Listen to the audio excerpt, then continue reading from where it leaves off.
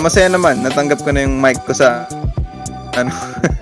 11-11. So, yep, all goods. Yep. Alex, kamusta? Yeah, actually, to be honest, I'm quite tired nga today because I just taught 2 classes. Even though it's just 2 classes, I don't know why I'm tired. Or maybe because I worked out a bit yesterday. But yeah, hopefully I can still deliver, you know. But today I'm pretty excited. I'm pretty excited for our today's guest for today. Yep. Kind of pretty special to be our, you know, first ever guest in our podcast. You know. Are we gonna introduce you now? When are we gonna introduce you? Later. Okay. So yeah, let's go to our disclaimer, guys. Yep, disclaimer muna. This is Let's a go. personal podcast. Any views or opinions represented in this podcast are personal and belong solely to the host, co-host, and guest speakers and do not represent those of people, institution, or organizations that the host, co-host, and guest speakers may or may not be associated with in professional or personal capacity. Any views or opinions are not intended to align any religion, ethnic group, club, organization, company, or individual. All content provided on this podcast is for informational purposes only. The host, co-host, and guest speakers makes no representation as the accuracy or completeness of any information presented. The host, co-host, and guest speakers will not be liable for any losses, injuries, or damages from the display or use of this information.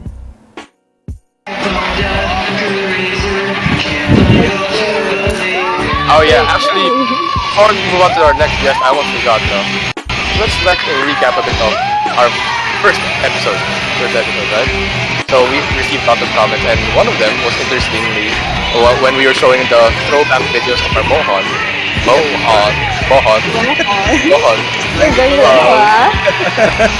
one of the like, I don't know. Okay, but yeah, we received one of the one of our Black belts. Yep. Right, Black Belt sent us a link about our old Mohon.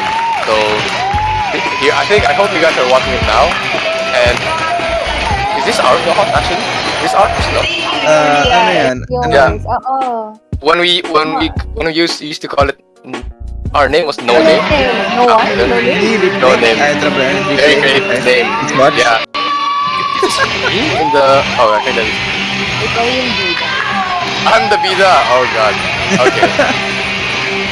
So here you see high-level acting from none other than Yourself. myself. Yours truly. Grabe. Okay. Let's go.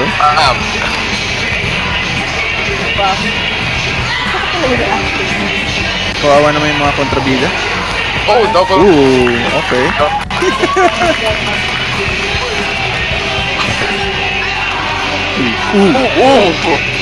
There's no kime from the Baptist. Just a swing. Parang pinaalis ko lang. Alis. Parang gano'n. Okay. What a throwback that was. Thank you, Mar, sa pag-send ng link dun Right, sa that's video. Yeah, shout One of our out to Black Mar. Belts. That's Mar.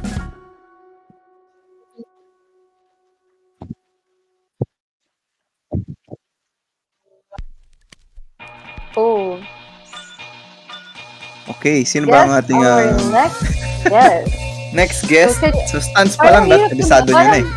Yeah, we released a hulaan. teaser. We released a teaser this Monday, and if you guys caught it, and here we have our question. Guess our next guest. Yes. That's quite the tongue twister. Guess our next guest. Guess. Yeah. But yeah, I think it's quite easy, actually.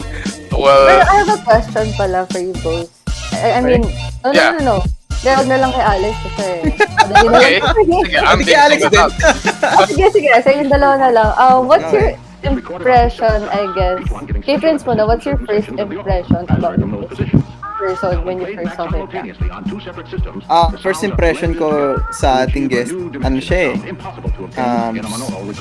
stoic yung ano niya, yung like stature niya, ganun. Tapos yung the way na parang bata pa ako syempre, nung na-meet ko siya. Pero like, tumayo pa lang siya. Parang, yung alam mo na parang karespe-respeto siyang tao, ganun. Hindi siya scary. Ano lang. Yung alam mo na parang, respect. Respectable, right. Yun ang first impression ko sa kanya. I see. Alex? If I may be able to give my own side, this person is very no. Yeah, I look up to him. Like what my friend said, very respectable, and he's like one of my main idols and how I got into karate, you know? And with that clue, I think you guys can easily guess who it is. But yeah, he's very respectable. He's such nothing else. There's nothing else I can say, but you know, all praises. And there you have it. If you can see through the pixels, that's our guess. That's Actually, belt There we go. pa lang ni Sir David eh. Parang Yeah. kita mo na eh. Yeah, Parang, if you guys know him, if you guys have played with him, you can see, you know, the belt is his. yung sa belt pa lang eh, siya na yun eh.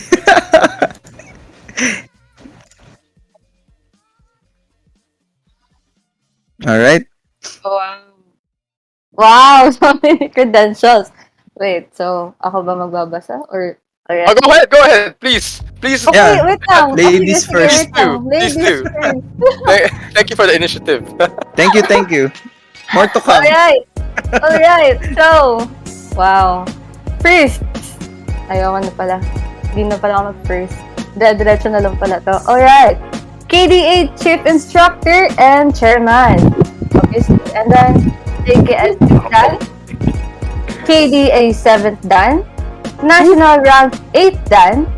WKF 7th Dan. SEA Games Gold Medalist in 1989. Asian Games in 1994. AKF Gold Medalist in 1995. 6th in the World WKF World Championship or Competition. Hindi kompleto, sorry. Championship. Sorry. Manela. Ayusin mo. Ayusin mo, Ella. Championship in 1992. National coach since 1995 to 1999. And lastly, head coach of the Philippine team since 2008 until 2018. 2008. 2018. 2000. Okay. 2000 until 2008. Artista, Papa Chen. Alam niyo yun. Pinakamayaman. Issue. Change topic. Medyo lang. Tuloy. So, yun lang. Yun ang nakalagay sa credentials na. At sensei Grabe. naming lahat. Yeah. Yes. Yep. So, without further ado, ito na si Sir David. Tenen. Wait lang. Wait for some technical issues. Ayusin lang natin Yeah. yung mga itsura namin. Okay, there we go. Yan si Sir David. Let's go. Senseios, hello po. Good evening. Sensei David. Hello. Yes, good evening. Kamusta po kayo, Sensei? I'm fine. I just finished a class right now. Wow. Ano po yung mga tinuro niyo, Sensei? Well, my class was advanced and sports karate. So I had that combined. Supposed to be my sports karate is at 7 o'clock. So I told them just to combine them with my advanced class. So that's it. Marami naman po sila, Sensei. Well, I guess there's around how many are they? Probably around 8 or 9, like that. Okay. So, hindi naman po Solid. kayo nahirapan, sir, magturo online. Well, online now, we've been doing this for like a year and a half already. So I guess I'm used to the challenges already. So yun. But when it comes to my advanced class, they're easy to teach because they once you teach something, they're like sponge. They know right away the lessons. So those are one of my classes that I love to teach because these kids have been into karate for a long time now, diba? So they know how to follow instructions. They know already the basic katas, the basic techniques. So yun. For me, my challenges will be basically the new ones. Okay, and then sometimes most challenging also are the kids. Okay, the kids have their own particular uniqueness. Oh, di ba? Okay, their own World. particular world. Okay, so some kids, you know, you Yeah, really have to apply your child psychology to them. Okay, some kids are once you say something a little bit, you know, hard, they're gonna cry. So you have to be able to know, okay, their character, and their character, and deal with them eventually, di ba? Ganun lang naman yun. But like Alex sometimes, though, well, sometimes he, yeah, I notice when he teaches, sometimes he's so emotional. Alex teaches a lot of parts. Okay, when he can't get it, nako. Okay, so, it's really rough. So Okay. I'm telling Alex, you have to find yourself, you know, don't be too attached to your students. Okay, when you teach, try to be a little bit, opposite is detached, di ba? Try to be a little bit detached so that when they can't get it or they're, you know, they're rowdy like that, you don't get, di ba? You don't get angry. Naintindihan mo? Right, of course. Yun eh. Because the instructor has to last, okay? Has to last longer. Because he doesn't only have one class, he has a series of classes following, di ba? Eh kung naubos ka na, napundi ka na, okay, what will happen to your second class? Kawawa naman sila. And third class, di ba? Yes, Sensei. Yun lang, Tama yun po, lang. agree. Alright, so what a Akala ko introvert si Alex. what a way to you know, I thought like in our kind of podcast, like the hosts are gonna be the ones like throwing like shots. But I never expected like the guest, our very first guest, to actually throw shots at one of our hosts. Agad, no? You know, I think we're gonna, you know, I'm gonna reciprocate this. I'm gonna be asking you No, all Alex, the I'm gonna behave. hot I'm gonna questions. behave. I'm gonna be asking you all the hot questions. You're gonna be in the hot seat right now. Okay. We're gonna be asking you uncomfortable questions. No, okay. Anyway. Alright. Okay, so we really have a lot of topics for you today, Sensei David, and most of this is gonna be about your experiences, your life, almost like your biography, you know, in karate. All right. So I really want to talk about your career before you, what do you call this? Before there was KDA, like your competition career, or when you were competing and when you were a coach. So it's gonna be very interesting because a lot of people don't know like that you were like the former national head coach, and then you taught a lot of and developed a lot of national athletes. Okay, which is actually very, very what do you call this? Amazing to say the least, right? Yep. So, when you were developing national athletes, when you were like the head coach, Sensei David, what were like your approach to different kinds of athletes? Okay. When I was a coach, I've been a coach for a very, very long time. Yeah. I started coaching, I think, around 1995 when I just retired from competition, and then I became a head coach in the year 2000. And then when I left the team, the Philippine team, I was like 2018, I think, something like that. So I was a head coach from 2000 to 2018. So that's a very long time to be a coach. So yeah, I really have definitely that's a lot of experience. yeah, A lot of people athletes from different places in the Philippines. All right, went by me. Okay, so yeah. Where do I start? Well, like how would I say this? You in my experience, you've been teaching kata to me a lot, and have how can I say this? Guys, back up. Kaya mo yan, Alex. No, okay.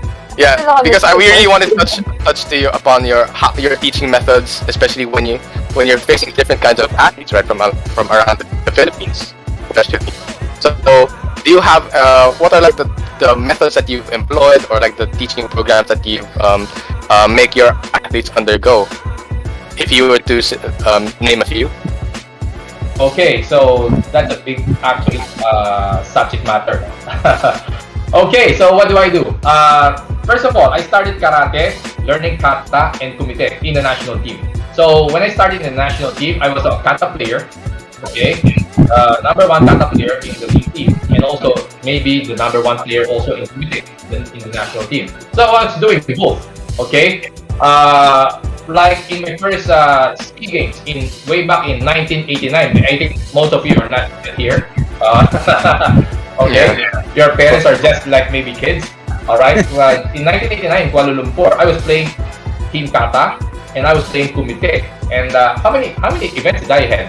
I had team kata, I have open weight kumite, I have individual kumite, I have team kumite. So I played in 4 events in the SEA Games. Dami, di ba? Look, how many bouts do I have to go through in every category? So that's how much probably bruises and abuse of my body that I got from that tournament. It was really very taxing. So anyway, I do have some probably, if you can call it, expertise in both kata and kumite, because not every player in the national team has that. There are certain people only that has that. Okay, and right now because of the difficulty and the differences in training kata and kumite, they have to be separated. Okay, they have to be separated. Yeah. So definitely, you cannot become right now. You cannot become a very good kata player and at the same time a very good kumite player. We're talking about WKF sports. Okay, we're not talking about traditional karate where kata kumite they go along. This is totally different. Okay, in WKF sports, the science in sports karate is so high. Okay, that these players are athletes. Okay, they're not just players; they're athletes. Okay, you got that? They're faster. Okay, they're more agile. They're more cunning. They can throw a lot of techniques. So yun. So in terms of so I know both. I have experience in teaching both. Okay, and since we in the last years of my being a national team coach, we hired a foreign coach, okay, an Iranian coach, and we gave him a responsibility of handling the kumite team. So I don't have to think about the kumite team, and I have to handle kata. Okay, so that's where I'm focused. Okay, before I retired from coaching. Okay, yun. Kata is different. Every aspect of the movement, you have to see it. Okay, you have to see it. Small movements, small mistakes. You should be able to see it. Okay, and tell your players. And then in terms of training, you have to have different approaches in training. Okay, and you have to be always innovative. You have to be creative. You don't want the players to be really bored with training, di ba? Because I can see some instructors, they just teach the same thing over and over. That's not good. You have to be innovative. You have to be creative, even in our online classes. Okay, I know that Alex has that kind of quality also, because I see him do this one and then the next class, different one. Okay, that's very good. So we take are of very high level that the coach has to really focus on the player. Okay, on the player. But there's gonna be some players that's gonna stand out in your team. Okay, and that's what we're looking for. Okay, no matter how many your team are, if you had like 30 people, 30 athletes, all right, 1 or 2 is gonna stand out. Okay, gonna stand out, and those are what I can call the jewels. Okay, yun importante, and you further develop them. Okay. Okay, kayo naman. Yes po, Sensei. Sorry, I have one question. Go, Alex. Sorry if I may sidetrack lang. Like, so when you said that it's really hard to teach like athletes or especially national athletes to train in kata and kumite, they have to really be separate. Somehow in me it didn't sound right, but I understand that of course that it has to be like that. Okay, because you really have to like specialize your athletes, and you can really see that this athlete is really for kata and this one is better in kumite. But we're talking about athletes that play international tournaments. Yeah, not local ones. Exactly. But if your local ones, it's okay for you to combine them. Okay. Mhm. Oh, look. Yeah. Yeah. Because I really hope that's not the case, that they've only been training like in the national team for kumite their entire life, because it seems like they're becoming less of a karateka than just a Yes. sparring fighter. So Yeah. or just so I really hope that even they would like from time to time, not like concentrate, but like time to time, maybe kumite fighters can like practice like some kata, and some kata players do some kumite, or else it's weird to really respect them as a karateka if they don't, Yeah. be Yes. they I look agree. weird when they're fighting as a kata player. Yeah, that's the sad part because when you don't teach Budo to your athletes, they don't know that. Okay, they don't know that they have to really also study kata if they're kumite athletes, and if they're kata athletes, they don't study kumite. Okay, so they have to understand that your karate has to be a complete package. Diba? Okay, that's the real karate. So when I'm talking about athletes, all right, we're talking about just the sport aspect of karate. Okay, and sometimes and most of the time that these athletes that are in sports karate, they don't understand okay, the Budo aspect of karate because it wasn't taught to them. Okay, they're just concerned with training. They're just concerned with their skills. They're just concerned with strengthening their bodies. Okay, with keeping their weights like that, and they don't think about the other side of karate, the more beautiful side of karate, which is Budo karate. Yeah, Okay? yeah, Yeah. pretty sad, but well, hopefully the next generation of athletes are open to that. But yeah, any other questions, guys? For Yeah, I have a few. Okay. So sa akin po, Sensei, follow-up question lang po dun sa mga shinare niyo po, no. Would you like preference po in teaching like national athletes or like sports karate ng KDA? Would you rather teach kata or kumite po? Well, that's a very good question. But right now, because we are on online training, Yes, okay, Sensei. kata is given a preference. Okay, kata is given a preference. Simply because in kumite, you do not have a partner. Okay? Training kumite is different and it is most important, okay, that you have a partner, okay, to train with. Because of course kumite is a clash between two people. In kata, you just do your forms, just do your routine. Diba? Yes. So we tend to emphasize on kata today simply because of the circumstances that we are into. Yun po. Yes po, Sensei.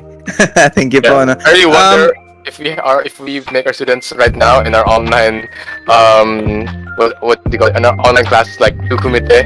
I really like to see them do it face to face now and like see how they move. Yep. So it's Sobrang iba eh. yeah, they don't know how to face an opponent or how, let alone maybe block or react to an attack. Or take a kick or take a punch. Yeah, Yes, exactly, It's Sensei. Walang direction. Direction, angles, tapos yung pagod, madaming kailangan i-consider.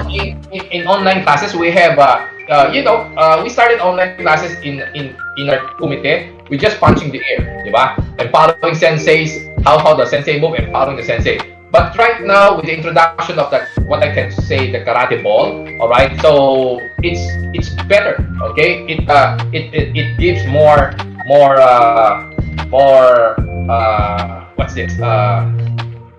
It's like the training that they get in kumite online with the karate ball is different, okay? Because with the ball, they can practice their contact, their control. They can also practice their control, okay? Because if you keep on punching the air, you don't know what is your actual distance.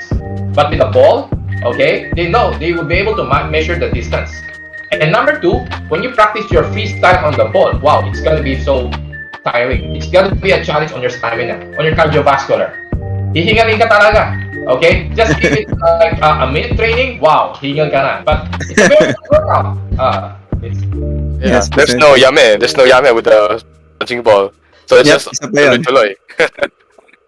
But yeah, the ball doesn't like react or move away, or there's a lack of reaction. So maybe it's interesting to see like online practitioners like go react to the opponent's reaction. Okay? So yeah, I like to see that sometimes. Okay, before we move on to the next segment, no. Last follow-up question po, Sensei, dun sa mga kinunta niyo po kanina. When you talk about the jewels po, parang kasi syempre, when you're already in the Philippine team, parang may selection process po diyan, and then you have to win tournaments for that. So, parang meron pa rin po bang like jewels na dun within the Philippine team? And like, paano nyo po sila na-determine? Paano nyo po sila nakikita? Or like, ano po yung special distinction sa kanila? How do they stand above the best of the best na in the Philippines? Yeah, that's a very good question. Okay, so you'll know by the way they train, okay, and by the way they compete, most especially, okay, because the competition is their litmus paper, litmus test, okay. People sometimes can train very hard, all right, locally, especially here, okay, they can spar well, okay, here, okay, when they're training here. But once they go abroad and they compete, okay, They I choke. think most of them are a different person. Yes, Sensei. They become different because they get nervous. I'm not talking about 2v3 players only. I'm talking about even kata players. Okay. Yes, Sensei. That move well here, but when they go abroad, they're doing their kalat. Okay. So, but there are some people that are stand out. Okay. And I particularly like people that don't train too much here, but we can really see when they fight out abroad, they do better than they're training here. Okay, so those are one of the standouts also. Some people like have this mental toughness. Okay, built-in mental toughness, and I like that. Okay, because they are able to zone in. Okay, during their competition. All right, there's a lot of people. Most of the players when they play outside. Wow, you can see they change, they become slower, okay? They don't know how to react, okay? And then they make a lot of mistakes. They make a lot of boo-boo, diba? They don't sometimes even listen to the coach, okay? Who's seated on the sidelines, giving some instructions. They don't listen, okay? So it's more on the lack of mental preparation before a competition. Okay, and players. That's why in the PSC, Philippine Sports Commission, they have this psychology unit. Okay, that is very important, and not all athletes are using it. But I guess when it comes to competition, it's lesser of the physical. It's more of the mental toughness that you should have and that you should keep bringing along. Physical's already there. You're already fast, diba? You're already very fast. Your reaction is there, but they won't come out if your mind is stopping it because you're afraid of something, diba? Yung people that stand out, walang ganon, they're able to zone in, but that's very rare. Okay, right now at present, I can see that maybe in Jamie Lim, and also with Juna Chuki. Okay, maybe Joko Kata. I saw him perform in the qualifying for the Olympics. Yeah, he's terrific. Okay, that he showed Joko. And lost, but he showed that he gave a very good performance. So Yes, Sensei. okay, we need athletes that tough. Okay, that's able to control their mind. Yun lang yun. Okay, easy to make them faster. Easy to make them stronger. Okay, easy to make them healthier here. But when once they go abroad, they're different. They're a different person. So yun. Right, that's very interesting. Yeah, and I think that's mostly because athletes like this are more.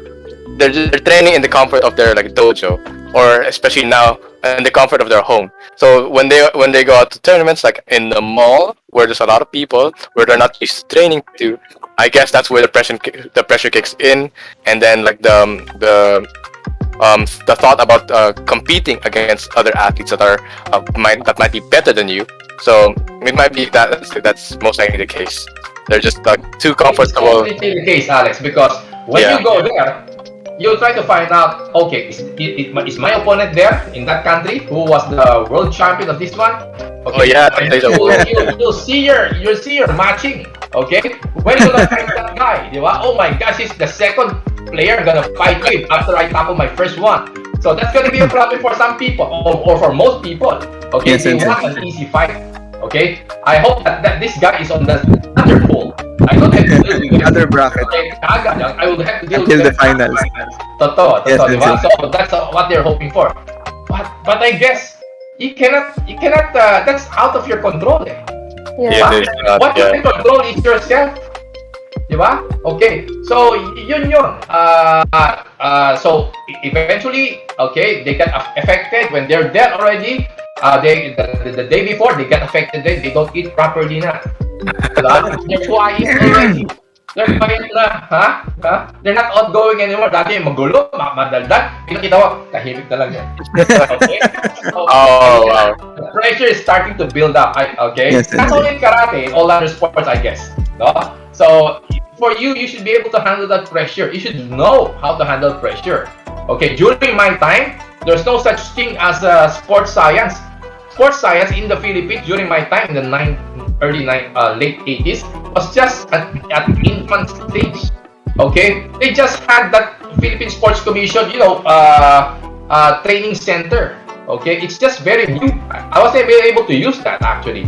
So there's no sports science, there's no sports psychology. Okay, so you have to learn, okay, through trial and error, diba? Nobody's gonna teach you, diba? How you should, set your mind up, diba? So, buti na lang i-discover ko rin, okay? Eventually, after maybe my third year in the team, okay? Third year, I discovered how to be able to psych myself and attain this mental toughness, okay? But the problem is, even if I teach this to my athletes, sometimes they say okay, but they don't do it. They don't do it. Okay. Yes, Sensei. Maybe they their own way. Yeah. Or none at all. Listen, mental toughness is very important, really. Yes, Sensei. Yeah, because even if you lose in your game, but you're able to do your best and you do not succumb to your fear, okay. And then when you sit down after you lost your game in the bleachers, you'll have this, self-satisfying feeling that, okay, nagawa ko lahat magagawa ko. I have no regrets. The worst part is for an athlete not to do his best. Okay, to get scared, and when he sits on the bleachers together with his team, he's regretting. It happened to me several times before. I regretted. I should have done this. Yun lang pala ang pressure. Walang kakwenta. Right. Why did I play my best? It feels like you betrayed the team. It's like you betrayed the country by not doing your Yeah. best. Yeah. Yeah, It's maybe hard. in the country. But the problem is, there's a lot of athletes that are betraying the country. And my problem is, I'm the team captain. I have to do better. Diba? If you're the team Yes, captain, Sensei. that means you should be better. Not that you might be the senior, yes. But the senior, because of your experience, you should be doing better. Tingnan nyo? Yes, Sensei. Oh, that's also a pressure building up. Okay. So, yun. I have a lot of experience. And then I played with this person, the person that was able to defeat me many times before. How will I defeat him now? Diba? That's going to be a problem. So, yun. Okay? You should really get hold of your mind. Okay, there's never ways to do that, okay? I hope all the athletes are listening there, all the karate practitioners, because it's not Yep. martial arts are not just, it's not just about like getting stronger, faster, knowing how to fight. It's also about the psychological and mental factor. So yeah, that's pretty solid and interesting stuff. Thank you. Thank you, Sir David. Your pandistals here like that. Yeah, it's not about that. It's not just Your about that. muscles, okay? But when you play, karat ka maglaro. At ako.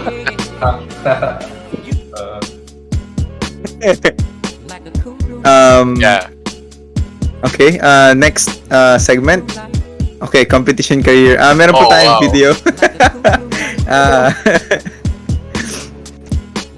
You see video? Well, Yes, combination Sensei. of old things. Mga You can pictures see niyo po. The live right now. Can you see it right now?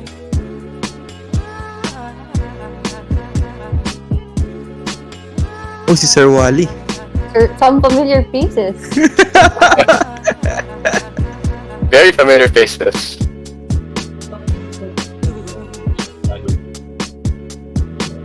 Yeah, if you're watching the stream right now, right on Discord, to be able to see what we're. Alam ko si Alex. Kita tayo buhin yan. Oo nga eh.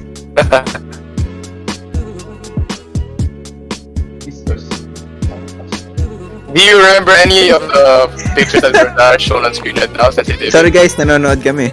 Yeah, we're enjoying. Namin lahat eh. Sorry guys On my side, Alex, I cannot see them. Oh, you can. I think it's I can see them. a Discord problem, maybe on your side. Alex, check mo muna Ano Sir mo David. muna? Oo nga. Alisin Tingnan mo pa muna. namin to eh. Oo nga.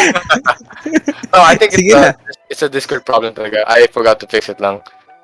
Okay. I'll have to Sige po, reinstall it Sensei. another time. So, touching on the competition career ni Sir David, any questions? Ella, ikaw naman? Tahimik. Sorry. Alright. Ano ba? Hindi ako makapili. Dami biglang jung. So, Yeah. parang By the way, our next topic, Sensei, is about your competition career while you were an athlete. Pala. So if you can see the title on screen, maybe not. No, yeah. So, ano? Okay. yeah, so we really want to talk about your competition career, what the competitions you competed internationally, and all the experience about in competing. And we really like to touch on all those feelings. What does it feel like to be in that tournament with all your companions or fellow athletes? So, Ella, any questions? Question lang ulit. Isip ko sabi na. Can you still remember the very first competition that you had? Internationally? Vocal. Yeah, Vocal actually, I don't forget. Don't forget. I'm gonna tell you what. Okay, number one. Okay, when I became a member of the national team, okay, the federation was called TKF, Philippine Karate Federation. Okay, and it is a federation that placed the PKA, Philippine Karate Association. If you have heard of that PKA, okay, PKA became a mobile organization. Okay, it's not anymore. Okay, it's not anymore. The name's still there, but it's not anymore. And then with the onset of the Home Allied project of the government for the Philippine Sports Commission, okay, the PKF was established, and I became one of its first athletes. Okay, so definitely since the Philippines haven't played in any karate international competition for a long time, the techniques that we know are so obsolete. As in we're just standing like that. Okay, just doing like this. Like you just punch the body, not know head like that. No gloves. We don't know even how to use the gloves. Okay, so we went to Apuco. Apuco right now is AKF, but plus Australia, New Zealand. Okay, because it was known to be Asia Pacific Union of Karate Organization. Okay, Apuco. So now for the first time in 1987. Okay, so I think November. Okay, and then we played there. I was together with Sensei Noel, Sensei Joel Pilar, and several athletes also. And that was my first time to have a Japanese sensei. Okay, his name is Shin Chuki. And I think that might be the first time that he coached a team. Okay, I remember because when I saw my match, who am I going to be playing in minus 60 kilograms? Remember, I'm 5'9", and I was playing in minus 60 kilograms. Wow, grabe. So you can see, you can imagine how thin I am. Right, so my first fight was Eijo Kondo. Okay, that was 1987. Eijo Kondo won the World Championships in Australia, 1986. World Championship. Okay, World Champion Eijo Kondo. And then I told Sensei Shin, Sensei, this one, with him, you have no chance. You have no chance. Remember those words. That was the first year of coaching us. Okay, and she is direct. Okay, he's so direct. Oh my God, let me play. Thank you so much. Thank Thank you so much pa. With the fact that I don't know the techniques, so when I saw the countries, okay, the mats are all laid out. Okay, I think there are like 4 mats over there like that in Apuco. And then when they practice, I see my team. Wow, what are they doing? They're so far, and this guy is smiling so far. And then wow, I looks like you do that. And they have these gloves already. So I was given to wear gloves also. And you know what I felt when I was wearing gloves? Okay, I felt like I was holding cotton. Bulak like I'm feeling gloves. How can I punch hard with the bulak that I'm holding? Yun talaga, grabe, okay? So we were shocked. The whole team was shocked. I think even the coach was shocked, okay? And the techniques of karate is already involved. Yeah, and the feelings was left behind. Okay, so and then the first competition that I played was team competition. Okay, you know who's the first team we faced the Philippine team 5-on-5. Okay, it was Japan. And they're not fielding small players. They're fielding players that are taller than me. I think meron that. I think there was also a 6'2" player, Uchida. Okay, Uchida.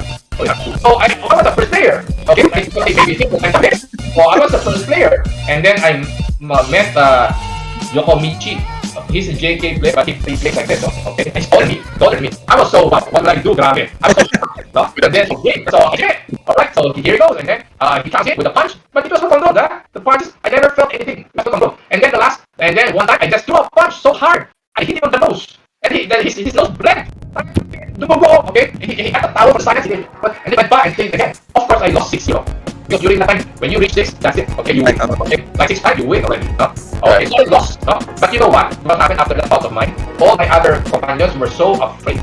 Were so afraid of the Japanese team because they think that they might, do some revenge for my. Okay, the fifth player, okay, his name, the Japanese player was Nishimura, Nishimura Bankai. He comes to the Philippines to give some seminars to some Philippine organizations here, Nishimura. And then he was playing, he was saying something, okay, he was saying something, talking to the Filipino player, and then he started to turn around and beat a back, okay, and my teammate threw the match around. So we lost, and Japan eventually was in the finals, and my record judge was the Indonesian team. Okay, and again we lost again. All of us got 6-0, and that's it. We don't have a medal in team. We don't even have a medal in individual competition. That was my first competition. It was shocking, but it was a turning point. Okay, Yes, it was a turning point, and the Philippine karate team changed after that. So it's a very good experience. Okay, John. Welcome, Sensei. I don't forget that. So, I didn't get hurt. Okay, I played in team. I played in individual. I didn't get hurt. Those players have very good control. Okay, mas nakakatakot kasi ako lang because para Dumoy, ang malaking Japanese para mag-impera mo, dumuboy lang, di ba? So, even kung got a punch here on his jaw, I can see the situation, when he make a story, he got a story, and then he do a punch again. Okay, paano na tumakas na tayo? Isa lang tayo.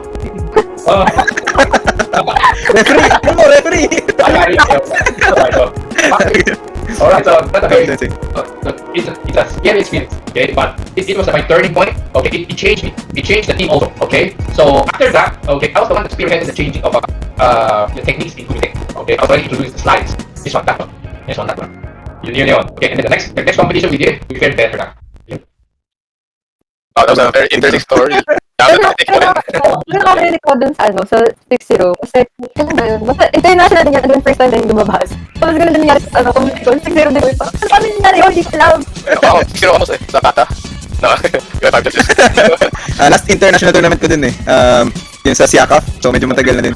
First round panalo din, second round 8-0 naman. Kinipiro ako ng sobrang haba niya, Lugi. Lugi. So, okay.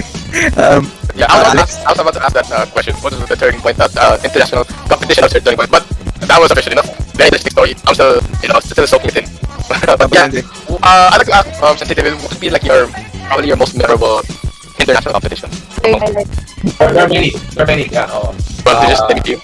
Yeah, well, like the one in the Granada Spain, okay. The team went there. How many were we? I'm not sure. And or else, okay. In the big delegation, we went there, and then we got a journalist. Okay, so we write about the team competition, right? So and when we competed in Granada Spain, okay. So my team, okay, we're all losing. Sometimes some people lose on the first match. Usually the first match they lost already. So sa akin, I told myself, nakakaya ko. What is different matches like about our team? On the first match we're losing. What kind of a team do we have here? So on the last game, it was myself and Enrique as our phone. Okay, the last two players left. Okay, so Enrique won first. Okay, Enrique won like twice, and he lost in the third match. Natalo siya. Sayang natalo. No personal class. Okay, and then so it was my time to compete. I competed like how many times? I think I won like 3 times. Yeah, I fought against Saudi Arabia. I fought against Holland, and my fourth fight was with Spain. Spain. Okay, so and so this guy, his name is Jose Rubio. No, yeah, Jesus Rubio. And we were in the 65 kilogram on the category. We have okay. 60 kilogram. That's my fighting weight. Okay, so I'm fighting with Jose Rubio, and I can see the big monitor, Spain beatings. Okay, yeah, and then managed to fight. And then everybody was cheering him.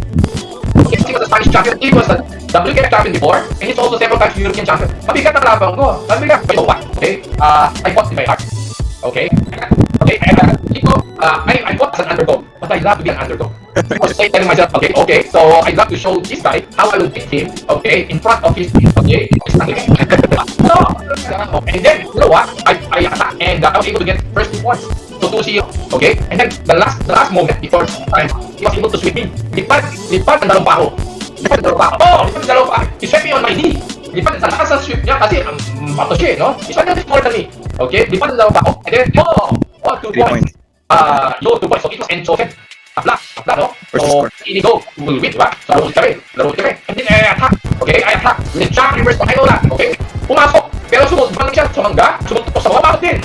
Okay, so, and the referee was Malaysian. Okay, I and then he gave the point, okay, to Rubio. So I lost. Alright, eventually after that, when I went back to the pictures, we were beside the Japan team, madalas kaibigan ng Japan team, and sigaw. Kaibigan na. You were first. Sabi ko sa video, no one else. Okay, so okay, I lost. Okay, pero ang sakit ko lang tulog because the next after our competition, we went to the mountain top because we wanted to see snow. Nakikita sa mga stuff. Okay, ako because may nakakatulog ko no? But snow yun, it's a finish. Okay, but so I lost, but there was no regrets. But I did, to myself, I did that, I did my best. Yun ang importante sa laro. But you know, eventually, it was in YouTube. Nakita yun eh.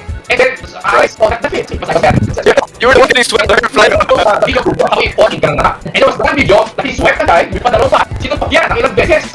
And then, when I saw watch it, at close, it said, baka, wala pumasok na suntok. Ba't naka 2 points? Oh, yeah, 2 points. Bakit ka na siya one punch pala? It's in YouTube. Oh, dami. Oh, Ending. Yeah, man, nakita mo yan. okay, wala pumasok. Di ba kayo pumasok na ako? Narinig ako. Nagkakatiyo sa tayo. Di matamaan. Di pa pumasok yun. Alex, i-search mo yan. I-ano natin. Ipapakita natin na Facebook workflow. And then, hindi ko lang, hindi pumasok because I don't feel anything, di ba? I don't feel pumasok, hindi na pumasok. Oh, so that was a very good, it was a memorable experience also. Should we really show the video of our first guest being swept by the... That was a clip I saw. Kaya next na eh. He was trying to score, wala ka rin. Yeah, I remember that. I was gonna pick it up. Kaya lang, next episode na lang. Dito po si Sir David. Ayan, next episode na lang. Sensei, bago po tayo mag-move dun sa next po segment, no? Question lang po, since kami po eh, magkababata talaga po kami ni Alex Nela. Tanong ko lang po, sino po yung pinaka-memorable po na naging kaibigan nyo or naging best friend or close friend nyo talaga po, like, throughout the years na nag-compete po kayo sa karate? Are you talking about my teammate or are you talking about almost anybody lang? Teammate na rin. Teammate? If it's my teammate, ano kami, during that time, we were, telling joke like that, okay? I guess, yung sabihin, but isa sa mga kasama ko, sila Ricky. Right now, the president of Karate Philippines. Okay? That's One of my, is El Chino. Chino Riquindes. Okay, these two people are very good to be with. Kasi, the day has become tough or boring because of them. Pero mga kalokohan eh, puro mga kalokohan. So, that's what is important in team eh. You're not always serious, diba? Okay, yes, okay, lose pressure din po. I've been with the national team for a long time. I was just in and out for 8 years, a total of 8 years. That's it, okay? Because after my 8 years, I was already like 35 years old. I had to move on. Because always susunod sa akin. Because the team has an understanding palagi, diba? Okay? You will never have a chance. Diba? You will never have to compete live. Diba? So yun. Nag-retire po, Sensei, 35. During 1994, I want to quit the team already. Because after I got bronze medal in Hiroshima Asian Games, 1994, I told my coach to Shin, to Nonoy, to Verbo, I want to be, to retire, okay? But they said, no, one more, because there's gonna be AKF next year. Tapos yun yun, okay, then maybe they quit, okay? After 94, oh, okay, all of them, okay, I talked to all 3 of them, and then that's all they told me, okay? Yeah, they say that I'm maybe lolo in the team. Kasi 8 years old, like, diba? Okay. Wala po sa age yan. Yeah, okay. So, yun, I think I have to quit na, diba? Tama na. Asian Games, okay, I won, bronze medal, okay. Now, it's one more game, and then maybe quit. And then the next year, so I continued my training, okay. I was shutting from my work in the bank and training. If the competition is near, I have to train in the morning, go to the office in the afternoon, okay, and then come back in the evening to train again. So, ganun na ako eh. Never a dull moment. And then eventually, when the next year, 1995, when I won the gold in APF, and then yeah, okay, alright, retire. That's it. Then I was a champion. So, don't regrets. Wow. Yeah, It's not called AKF before, it was called AUKO. AUKO because WKF is not called WKF before, it was called World Union of Karate Do Organization. And then they changed it to WKF, diba? Okay, and then AKF, AUKO followed from AUKO to AKF. So the same level of competition. Nagkaroon na ng change of name para follow WKF. I see. History 1-1, guys. There you have it. English and was a little bit hard before. You know why? Because per category, a category can field 2. Right. Yeah, there's pool A, pool B. So you have no choice but to face 2 Japanese players. One here and the other one. So yun, okay? Ngayon, hindi. Where is the Japan? It's pool B, Tsuyatiko. Okay, where is this country? This is pool B, Tsuyatiko. This is pool B, para sa ngayon. That's why when I won the silver medal in 1989 teammates in open weight, okay, there's 2 Indonesian players, Bilalu, marami isa pang pangalan. Kalimutan ko pangalan, alright? I was in the silver, okay? And Lul, Balito was in the gold. There are 2 Indonesian players in the bronze medal. So that's why I was very happy before. Because you have no choice. You're really going to face that country in your particular pool. Even in Buko. Okay. Yep. Right. Moving on, tapos na yun, okay. Controversial, let's go. Okay. Maybe.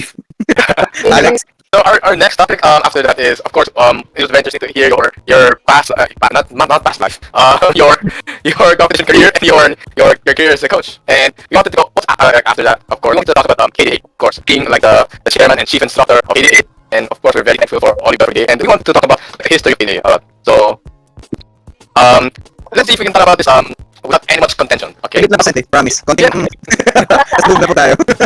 Would any of the hosts want to ask the first question? I think siguro Sensei, ako na lang pa siguro.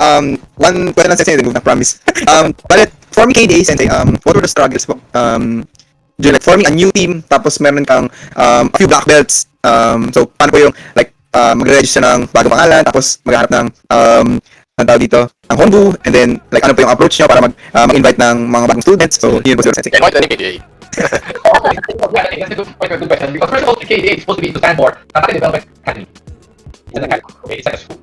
However, when we try to register that in the under SEC, you can register that, but it takes like 5 million pesos. So I don't and they have changed the name. Why don't we call it Karate Development Arts and Sports? So that's why we have Karate Development Arts and Sports. It's supposed to be an academy because it's supposed to be to teach karate, whether you're Shotokan or other styles. Yun. So yun, okay. So yun. So really, when we thought of establishing a karate club, we want it to be registered with the SEC. Okay, we want it to be very official. We want it to be so legal with a legal personality. That's what we did. Okay. It so happens that KDA was the foundation of KDA was February 21. Okay, because that was the SEC approval February 21. Okay, and it so happens that it was the wedding anniversary of me and my wife. Kakataon ko rin. Sana all. Yes. Okay, that's it. May magagalit sa Shoutout si Takay. Okay. yung mga in establishing KDA were, I guess, some of them are already. Maybe I might be the only from the father here. Okay? That's not Henry Perez of KDA UK. And also Alvin Suva of KDA New Zealand. Yan mga kasama ko. And of course, okay. Another people behind it. And who are also the name. Okay, who was able to also thought of the logo. Maganda logo natin. Yan. Patay talon. Also, like, sa Taekwondo. Okay. Okay naman yan kasi. Different martial art. Because I saw where it came from. That logo, the drawing, yung anak niya, na namin ng flying. Ginawa ng artist, ito natin simple yan. Okay? Ito ang conceptual by an artist. Galing. Galing natin ko doon. That's tatay talon. Shoutouts. Okay, give us Sensei. Move on to next. Turning point. During KDA.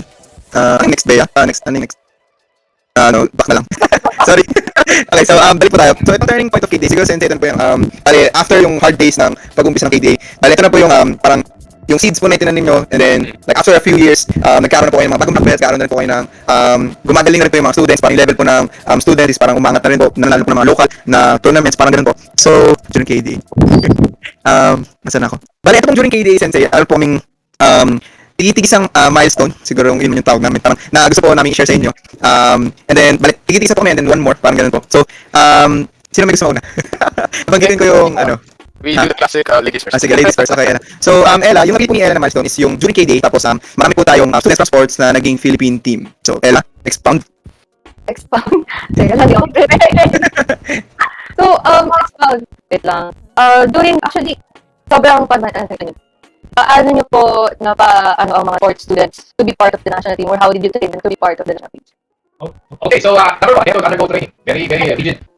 Sorry if I may, can you maybe I can talk about like the sports team of KDA, because or how was its inception, or like Ching days. yeah, how it formed. Yeah, I still remember that. Yeah. Our Okay. early competition students. If Second you one. can touch upon it, yeah. Yeah. Okay, ako na, magkano na. Sige, actually, it was my idea also to have a sports team.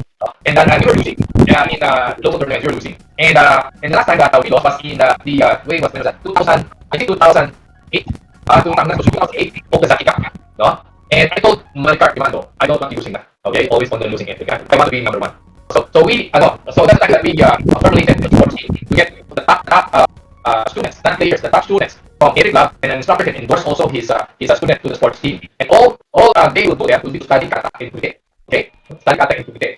What's important is that you have to have a strong sports team, and there should be several of them. Okay, so that they can compete against each other. And what the aims of the sports team is not for promotion. Okay, promoted to the next round. We don't do that. Okay, that's the job of the instructors from the different branches. The sports team is just about sports. Okay, we do sports science. We study them. All athletes have problems. Okay, we give them personal So after that, we started winning. We don't win the top prize all the time, but okay, at least we're always there. Okay, we're always there. Yun. Oh yeah, okay. All you hear is in the podcast already. Right? Oh yeah. We study di ba? We study Chitoryu, we study Shotokan, di ba? Sometimes I guess from Chitoryu the Sensei. Exactly, di ba? Yun.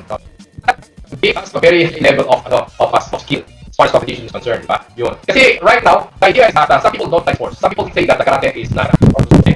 That's true to a certain extent. Okay? But right now, you can combine actually sports and the traditional ways of karate. You can combine them. Okay? Maybe you know what I'm saying. Okay? Okay, you have to stick with tradition. That's their preference, no? There's no problem with that. But if you deal with kids, these kids love to play, these kids want love to compete, okay? So you have to learn also that kind of aspect of karate sports, okay? Sports naman, di ba? So that's why. But I believe that if you can mix both tradition and even the principles in the tradition karate with sports karate, okay? But when you do sports, like what I said before, okay, when you do only kumite, okay, that's wrong. You have to be able to balance your karate training with karate and kumite. Important. And of course, no? You should have been blocked. Right, congratulations. Important in KDA, okay, I want that KDA to be well balanced. So, okay, we choose athletes for the national team when they win, when they keep on winning, okay? Because they keep on winning in local tournaments, okay, they get to be, they get to pass out, okay? Oh, ganito tayo, let's watch. Yeah. Potential, di ba? He has skills, di ba? You do not get to develop it from scratch. Sige. Okay. Okay po. Alex, gusto mo muna?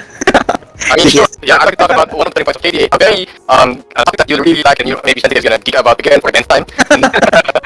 One of the turning points of KDA obviously is like the joining JKS, right? Because especially when it happened during like the pandemic and such. Actually, no, we actually joined before the pandemic. 2019. 2019. We were given approval to be a JKS member in June, I think, 2019. By Kagawa Shihan. Wow. Okay. So, of course, JKS being a Japanese like karate organization, would you please run down like, the benefits and what we have like the benefits that we've seen throughout our state, I guess. Wow. Okay. So I know it's a lot. I'm sorry, but yeah, it's just JKS. There's a lot of benefits. But yeah, Brief descriptions. like as brief as possible. Yes, please, Sensei. Okay. So, I think it's 30 minutes. I was joking. Alright, so I was a coach there. Okay. Yeah, I was a coach in the national team, and then Kagawa Shihan was also coach there. He's the head coach of the national team. And when the national team plays, practices, to warm up, he's there and warms up his players.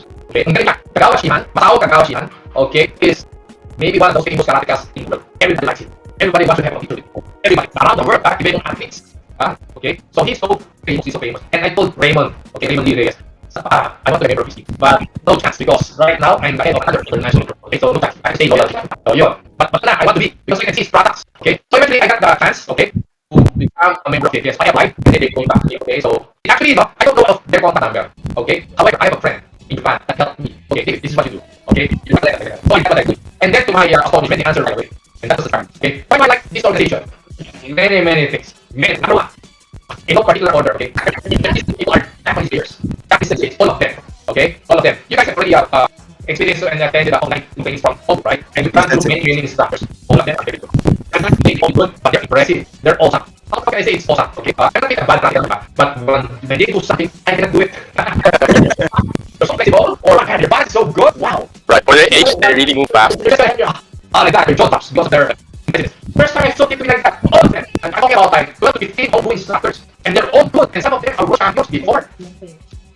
Okay, lahat sila favorite ko actually. Okay, I can say favorite. Yabushi Sensei, my favorite. Kaya. Oh my gosh, this guy is so machine. Okay, he doesn't get tired. He doesn't together with you. Except that he does the basic a lot harder. He has a rubber band doing the basics, or speaking with a rubber band. Is he favorite? And I received rumors he does it with a smile also. These guys are they're really fit. You know that they're doing karate every day. That's their way of life. So you're impressive. Number two, okay, Japan is very near the Philippines. Okay, when we went there in 2019 on November during the winter international seminar, you just have to spend 50,000 for what? For the visa, for the hotel, for the airfare, go back and forth, for the food, and for the seminar fee. 50,000 is so cheap. So, I mean, diba? I've spent more going to another country, and then that's it. This thing is wow. And then when we reached Tokyo University, wow, we're like in Mecca. Sorry for the but I mean, sorry for that, but exaggeration. But wow, parang kami nasa Disneyland, at kami mga bata. Diba? Right. I know this guy. I was like, I saw, isn't that Watanabe? Daisuke Watanabe.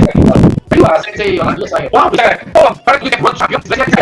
Grabe, when we played, fantastic. It's I was starstruck. Okay, that's the word. I was starstruck. Katabi mo nandun sa world champion kata. Katabi mo isang world champion, iba, ang dami. They have a lot of Japanese champions. And next, Tokyo University is the number one university in Japan right now. Pinakamagaling. Okay, they got all the medals, diba? Sila sa pinakamagaling. Next, also, the Japan national team is filled up with JKS players also. Nauhusay, JKS ang marami. Okay? So, their training method is very good. And it can match up and be at WPF level. Okay, not the traditional level, talking about WF level. So high level yan. Taas yan. Because WF is sports karate, sports combined with sports science. Okay, it makes that, it's, okay, so good. Okay, so if and JKS is a traditional karate also, how can they blend, okay, and mix traditional karate also with sports karate, and they do well. Wow, galing, diba? So I'm really astounded by the JKS to now. And then even during the pandemic lockdown, when everything's closed, the dojos are closed, they have online training. Okay, sponsored by JKS. Okay, JKS this one, JKS that one, and they share their link. It has they pay for it, okay, but they share their link to other JKS worldwide. Ang galing ng JKS family. They care. They really do care. Kaya ang dami namin training. Okay, we have training once a week with the JKS Hombu. Okay, sometimes twice a week pa. And then they also have international seminars. Every Sunday, we have seminars na. It's a winter seminar from JKS Hombu. We're also going to be having our promotional tests online. Ooh, right. Who does that? Nobody. Diba? Nobody does that. But the JKS, even though there's a pandemic and lockdowns, it doesn't stop them from promoting karate. Okay, yun sila. Ang galing lang. Ang galing yun. Diba? Yun. So, Yeah. Okay, thank you so much. Just really goes to show that they're very outstanding athletes, just like you said, and they show results in the WF. It's really amazing. It's so when can we? So Alex, when can the Unarmed podcast make a series about JKS in the November seminar? No, just joking. Anyway. Okay. So yeah. Yeah, okay, that is Jenny. Next day, yeah.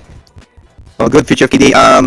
Okay. Future plans po, so Sensei for KDA. So hindi pa natin alam kung next year online classes pa tayo or face-to-face na po, pwede na, or like parang ganun po. Kasi nakita ko po ngayon, level 2 pa tayo, pwede na po mag-training. So mag-face-to-face training kasi may masks po sila. So ano po ba ang plans natin for the future? Near future po. Right now, the gyms are opening, right? And I'm sure Animal is going to tell us that, well, you have to open your gym, okay? Even though maybe not all the kids are allowed to go because of the vaccine. So the vaccines are only up to 12 years old to 18 years old for the kids, diba? And we have lots of students that are below those ages. So, yeah, okay, we're aware of that, and we can also for that. Diba? That's why I have said it. He's a very good worker. He's a fast worker. Okay. Also very smart. Diba? Because I know that we have to open our gyms, no? And with just a few students. So we're prepared for that. Next one, but actually, no, if next year is gonna be okay, because right now, another COVID variant. Okay. I hope that reach the Philippines. Really, definitely, it's gonna set us back. Okay. So yun. Anong future plans natin sa KDA? Marami. Number one, KDA right now have a very good working relation with the other JKS clubs that we have. Okay. We have MKT JKS. Okay. KDA JKS. And the biggest one is JKS under Sensei. Okay. We have a close relationship and we work together. Okay. To make JKS big. We have a lot of plans. If the lockdown is one time per level, we can have okay. We can have many things. Our plan actually to really go JKS full blast, okay, by sending teams when there's tournaments. The JKS World Cup will be next year. Okay. I just had a chat with the head of the JKS UAE, okay, sa Dubai, and they'll be the one hosting. They're supposed to host it next year. He said, can be next year. Okay, there's no problem. If there's no problem, then we'll have it on 2023. Okay, but so he gave me we will have a city tour like that. That's also about it. Desert Safari. It's a close friend. So we are planning to send a team. Children are also at the age of 10 years old or older and compete. Sabi niya. We have lots of kids that are capable of competing. We don't just bring an adult team, but also children's team compete. Okay, so those are the things that we have to make. And then we are also thinking of establishing an East Asian JKS Federation, okay, that whose members can be Philippines, China, Hong Kong, India, Pakistan, okay, who else? Vietnam, two branches JKS, and I know those the branch leaders, they are for more athletes, okay, well, they have also Thailand, yun. Alright, so we're gonna have a East Asian Federation, but of course it has to be approved by Hong Kong Dojo, okay, Yes, and then the aims and purposes is have tournaments every year with different countries, okay, maybe twice a year, okay, as it is in Asia, it's cheaper, diba, to go there, diba? Yes, Sensei. Yung mga plans. Sobrang daming plans po, Sensei. Yeah, those are big plans, definitely. Wow. Exciting. Next. Well, I'd like to talk about aside from the future of KDA, which is very interesting. What do you, instead of just KDA, what do you? This might be just a general question. I'm just curious. What do you think would be like the future of karate itself? Not just KDA, but like the future of karate, not just in the Philippines, but what do you think that it will become like in maybe the next 10, 20 years? What do you like? Predict? Well, I guess karate, right now is in the limelight because of the Olympics, okay, in Tokyo, however, karate will not be in Olympics for the next Olympics in France. Okay, but there's chance that I might be included in the Los Angeles Olympics after France. Okay, so that's gonna be like 20 something, 30 something. Okay. So right now, karate is still struggling. Okay, Yes, still struggling to become a mainstay in the Olympics. No, but if you focus on that, okay, well, you're gonna be sometimes disappointed. Okay, but don't focus on that, I guess. Just focus on developing karate in your own backyard. Diba, sa akin, hindi ko ganun eh. And then you have to have a very good relation also to other countries. Okay, and I guess for me, JKS is one of the most source for that avenue. Alright, so do not excited. Do not excited, okay? There's a lot of potential here. Grabe. I think it might be the best club wedding in the world, okay? Yun sa akin. Ako bias. Okay, I'm all excited. Di ba? Because lots of things to say. Okay. Yes, Sensei. Okay po. Thank you so much, Sensei. May outro tayo. Okay, display. Kaya yan ba yan? Okay, sorry. So, thank you po, Sensei David, for your time with us. Thank you for answering the questions and everything. Final words, Alex and Aki, sir. Well, I'm gonna be talking later because we're really Hi, dinner. What's your dinner, Sensei? But yeah, thank you very much. Everything you said, even though I've been living with you for 22 years of my life, going to almost 20 years, it's all of what you said was very interesting. I didn't know some parts of your story, and even your plans that you like outlined already, that you've already thought of. It's very everything was interesting. Like I'm excited to see what's gonna happen, and yeah, I hope everything goes well and goes in that direction to how we even envisioned it. And of course it doesn't, but hopefully we can like really set a name for karate in the Philippines, and especially yeah. Hello. Okay. Can I join the tournament? The online tournament. I'm gonna be doing I think you can plug it in, right? Yeah, right. So it's a biggest tournament this November, and I think joining will be done on December 5. And a lot of us joining, a lot of players joining also. All including the okay. And right now this is my first online camp tournament. Okay, I'm excited about that. So it pushes me to a sky higher in this training. Okay, I guess so is Alex also. Yeah, I'm also joining. Actually, I have a question right to that. Before that, I just want to ask this question. What is your opinion, David, about having more black belts like join tournaments or participate, even the older black belts? Like, how do you feel about them joining tournaments so that they can like refine? Because you said, again, the tournaments like you want to polish and make and beat profession, right? Actually, right? So, what do you think about like old black belts that don't practice as much because of their age joining tournaments? Number one, okay, I guess maybe again, for them, my advice is for them to conquer their fear. Okay, they have to face their fear. And what's that fear? Fear of competing, fear of losing. It's a very big fear. Especially me. Okay, in a way, I have some limitations also, diba? I don't want to lose. Okay, but the worst part there is if you don't face your fear, okay, but then you're losing also, diba? Okay, naman if you lose in sports, you know that the desire is what you want, okay? But as long as you face your fear and okay, lose okay, so I guess that's a lesson in life that you have to learn also. Maybe then, alright, I might be old, okay, I can just stay and teach karate to kids, right? But I guess join competitions, no matter how old you are, it's part of karate life, it's part of training, okay? It's part of training also because training it improves you so much, diba? Remember when I'm practicing kata, I don't know that I'm making mistakes, and I can ask Alex to catch me. What are my mistakes? Okay, and ask it, Papa, don't oh, I didn't know that. Okay, because nobody's here to teach me. But I'm the head. Nobody's here to teach me. But I learn from just practicing my kata and trying to do my best for that video I'm gonna have to take. Diba? It teaches me to improve. Yan ang bibigyan ng competition. That's why we're encouraging our kids to join competition. Even though you're a black belt, even though you're old, or even though you're a chief instructor, competitions. Okay. I guess I'm also inspired by my friends from other clubs like Joel Vargas. Yes. Compete. Okay. He's already the head of KKR, the organization, but he competes. Why does he compete? Okay, that inspires me. That inspires me because I should start also competing. I should also start improving myself. Diba? That's the karate way. And that's the way. Okay? But the biggest challenge for me is not about competition. The biggest challenge for me is how can I bring out that perspective, that view to all my students, to all my black belts, and understand my view about karate. Okay? Yun ang biggest challenge ko. Okay? Because hindi ka practice pa. Okay? Now, and this is what I told me. Why don't you write in your Japanese diploma, if you're a shogun, choice. First lang, diba? First, one line shogun. If you're Nilan, 2 lines. If you're not 3 lines. If you're Yogan, 4 lines. No, wala 4 lines sa Japanese character. Okay, kasi 1, 2, 3 lang. Sorry, mali sura. Okay, anyway, pagka inayos yung first dot, 1 line. Okay, but just after. And then Alex reads a little Japanese characters. He said kanji, no? He said, Papa, this kanji is the same kanji as Hajime. Shodan, your Shodan kanji, it's at 1 line. So 1 line, diba? 1 line. Isa, ito. Diba? One character to, 2 characters to. Diba? But Hajime, ang nakasulat dun. It's not just 1 line. Because when you practice Shodan, it is already your beginning, Hajime, your beginning of real karate. Okay? Ang mga kasi, mga nag-black belt think that it's a graduation. It's up. So they haven't started yet. They haven't started yet. That's a sad thing about that. Okay? So, maybe I won't stop. I will continue, because that's karate for me. It's a way of life. Okay? I became an athlete, I still continue. Some people became an athlete, stop. Okay? They were able to give some honor to the karate. Yes, that's very good. But why do you have to stop? Karate is so good. So good to you. So, ganun rin yun. Okay? Karate is more than a sport. It is a martial art. It has a philosophy in it. Okay? So, yun.